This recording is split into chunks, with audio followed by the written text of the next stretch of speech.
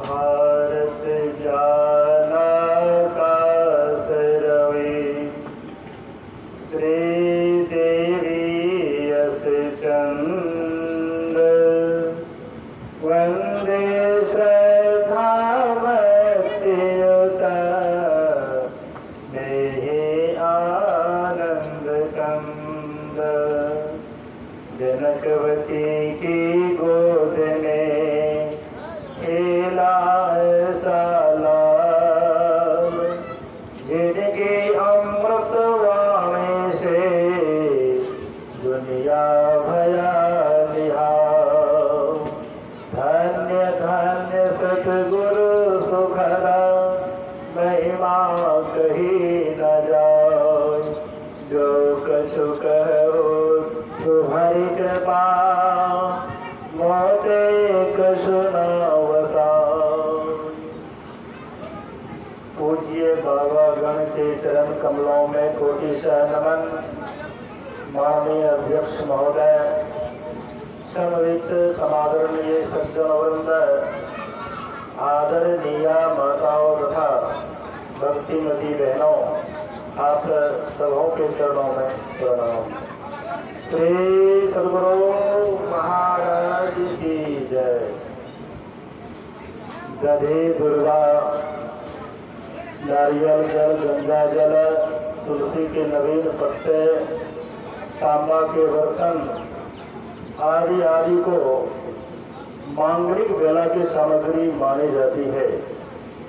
इन सब सामग्रियों से विशेष महत्वपूर्ण है गुरु की चरण धूलि। गोस्वामी तुलसीदास जी महाराज की वाणी में आया है, राम नाम कलि काम करू, राम भगति सुरधेनु, सकल सुमंगल मूल जगह, गुरुपद पंकज रेणु।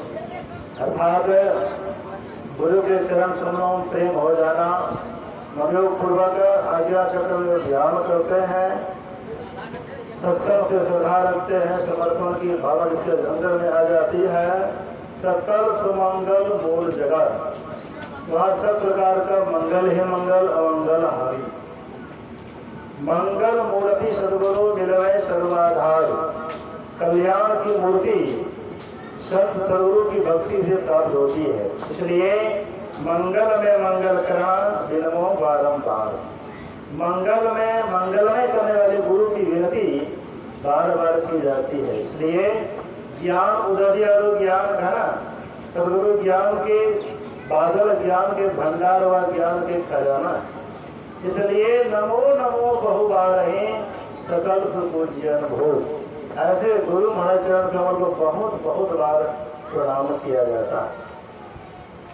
और सुन रहे थे शुभ विवाह के अवसर पर इस सत्संग के कार्यक्रम रखा गया है। घर गृहस्थी के कारोबार को चलाने के लिए समाज में, परिवार में मर्यादित ढंग से रहने के लिए ऋषियों ने, महापुरुषों ने विवाह पद्धति को अपनाए हैं। विवाह कोई नई प्रथा नहीं है, यह प्राचीन काल से ही चलता आ रहा है। भगवान श्री राम विवाह किए थे, भगवान श्री कृष्ण विवाह किए थे, भगवान शिव भी गृहस्थाश्रम में आकर के भजन, फिर गृहस्थाश्रम कारोबार को पूरा करके निरंतर गुरु के भजन किए थे। यहाँ तक कि ब्रह्मा विष्णु महेश सबके सब विवाह किए, और कुछ लोग विवाह नहीं भी किए। जो विवाह नहीं करते हैं, इसका मतलब है प्रकृति से विरोध करना। रहमान व्याधि है, सको ले तो बचाए, पग पग बेड़ी देत है, ढोल बजाए बजाए। विवाह एक धार्मिक बंधन है। तो इस विवाह बंधन में नहीं पड़े हैं, इसका मतलब है उसके अंदर में विशेष ज्ञान भरा हुआ है, वे संस्कारी हैं। यो कहिए ये प्रकृति मंडल से ऊपर उठे हुए होते हैं। प्रकृति मंडल से ऊपर उठे हुए होते हैं, वही प्रकृति का विरोध कर सकते हैं। अभी हम लोग अध्यक्ष महोदय से आश्रमों की चर्चा सुन रहे थे। ब्रह्मचर्य आश्रम 20 वर्षों तक यह आश्रम माना गया है। फिर इसके बाद है गृहस्थ आश्रम, जिस तरह किसान खेती करके अन्न का पैदावार करते हैं, उसी प्रकार गृहस्थाश्रम में आकर के बाल बच्चों को जन्म देना, पालन पोषण करके जगह तक पहुंचा देना, ये गृहस्थाश्रम का कर्तव्य होता है। फिर इसके बाद होता है बांधप्रस्थ, मतलब विषय वासना से मन को बंधन में करना। मोटा मोटी बांधप्रस्थ का मतलब होता है जंगल में निवास। जंगल में निवास का मतलब हुआ कि मनयोग पूर्वक एकांत जगह में रहकर ध्यान भजन करना। सत्संग मंदिर को भी जंगल स्वरूप माना गया है, एकांत जगह माना गया।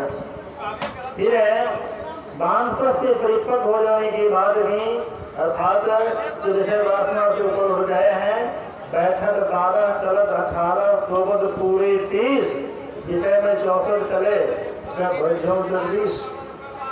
जब हम लोग बैठे रहते हैं 1 मिनट में 12 बार श्वास की खपत होती है। श्वास किया जाता है, छोड़ा जाता है।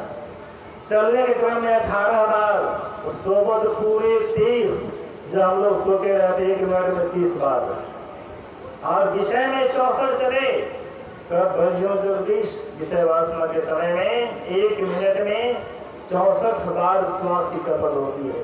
श्वास ही पूंजी है, ये सब हीरा लाल है, गिनगिन गुरु को 100 की वाली बने। और जब हम लोग मनयोग पूर्वक ध्यान में बैठते हैं, जब मन का संचार होने लग जाता है, 1 मिनट में 14 बार ही श्वास की खपत होती है। इस क्रिया में परिपक्व हो जाने के बाद फिर संन्यास धर्म को अपनाया जाता है। और जिसको बाल्यावस्था में ज्ञान हो गया, गृहस्थाश्रम में नहीं गए, एकाएक संन्यास ले ले तो कोई हर्ज की बात नहीं। फिर हम लोग विवाह की चर्चा सुन रहे थे। ऐसे तो शास्त्रों में सैकड़ों प्रकार के विवाह की चर्चा आई है।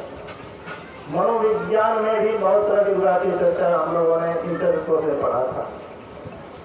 मुख्य रूप से मनुस्मृति में 8 प्रकार के विवाह की चर्चा आई है।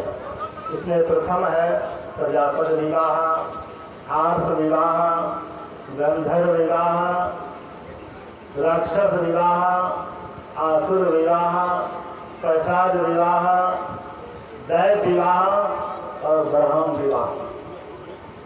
प्रजापति विवाह के विषय में सुन रहे थे, महोदय थे, इसमें भगवान शिव का नाम आया है।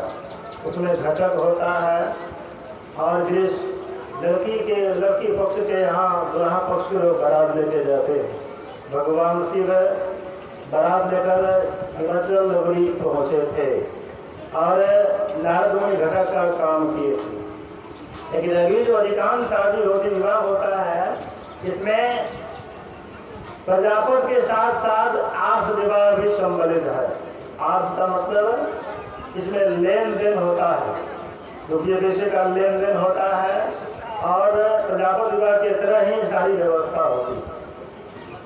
गंधर्व विवाह के उदाहरण में सुन रहे थे, दुष्यंत और शकुंतला का नाम, भगवान श्री कृष्ण रुक्मिणी का नाम, अर्जुन सुभद्रा का नाम और आदि आदि का नाम इसकी श्रेणी में आता है। फिर राक्षस विवाह के अंतर्गत महाभारत में इसका प्रसंग है। पितामह भीष्म के द्वारा जो 2 कन्या लाया गया था, विचित्र और चित्रांगद के लिए राक्षस विवाह के अंतर्गत आता।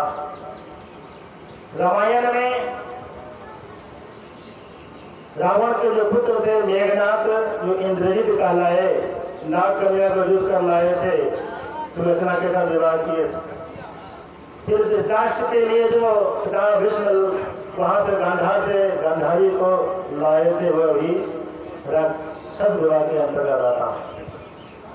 आसुर विवाह के अंतर्गत इसमें कन्या की बिक्री की जाती थी। अब जो प्रथा बंद हो गई है, पुराने जमाने में लड़की को बेचा जाता था, उसके बदले रुपये पैसे दिए जाते थे।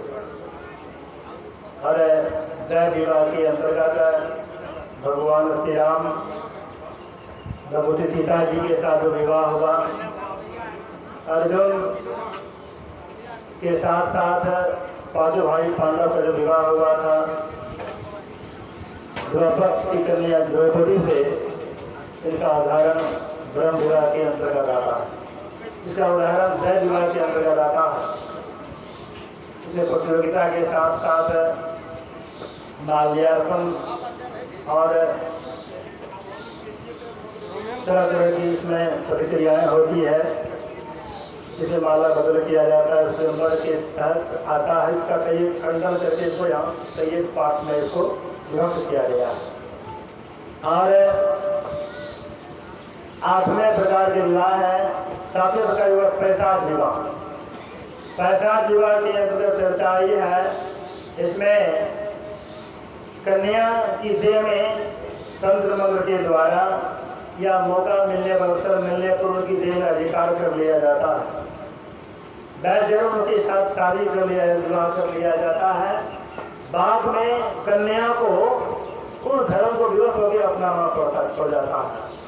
इस तरह की शादी की बहुत सर्जना शास्त्रों में की गई है। और 8वें प्रकार के विवाह ब्रह्म विवाह।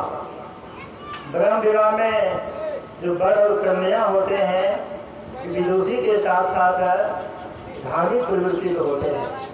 मुनि महात्माओं की बेटी बेटा का जो विवाह होता था वो ब्रह्म विवाह कहलाता था। अभी के दौर में भी बहुत जगह इस तरह का सिस्टम है कि हम सत्संगी हैं, सत्संगी परिवार में ही हम विवाह करेंगे अपनी बेटी का या बेटा का। कन्या भी सत्संगी और दूल्हा भी सत्संगी हो, भक्ति करने वाले हो। इस तरह की सारी तरह का विवाह ब्रह्म विवाह कहलाता है। ब्रह्म विवाह के अंतर्गत शास्त्रों में कर्दम ऋषि का नाम आता है। कर्दम ऋषि जंगल में तपस्या कर रहे थे।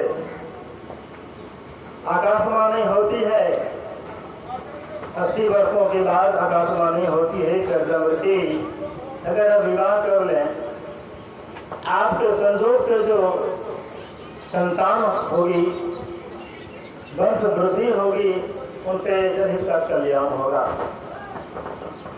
यह कर्दम ऋषि विवाह की बात जब सुनी, विवाह करने की इच्छा उत्पन्न हो गई। इधर शंभु मनु को प्रेरणा दिया गया, अगर आपकी कन्या का विवाह कर्दम ऋषि से हो जाए, सब ओर से मंगल ही मंगल होगा। कर्दम ऋषि की पुत्री कर्दम ऋषि के साथ साथ देवहूति को भी शब्द में प्रेरणा दी गई, अगर तुम्हारी शादी कर्दम ऋषि से हो जाता है, तुम्हारा हर ओर से कल्याण होगा। शंभु मनु जंगल से वापस आते हैं, अपने पुत्र उत्तानपाद को बुलाते हैं, विवाह की चर्चा होती है। देवहूति कहती है, भ्राताश्री अगर आप मेरी शादी करवाना ही चाहते हैं, विवाह करवाना ही चाहते हैं, जंगल में जो कर्दम ऋषि तपस्या करते हैं उनसे सगाई